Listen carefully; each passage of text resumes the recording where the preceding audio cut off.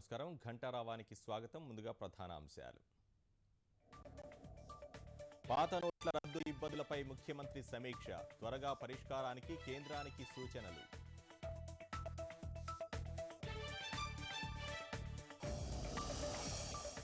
పెద్ద నోట్లతో భారీగా వసూలైన విద్యుత్ బిల్లులు, 3 రోజుల్లో 250 కోట్లు చెల్లించిన వినియోగదారులు.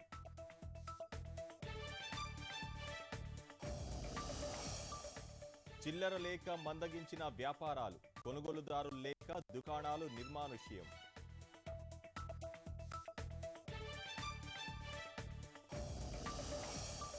కడప జిల్లాలో మళ్లీ రెచ్చిపోయిన ఎర్ర కూలీలు, కార్యదళంపై రాళ్లు, గాల్లోకి పోలీసుల కాల్పులు.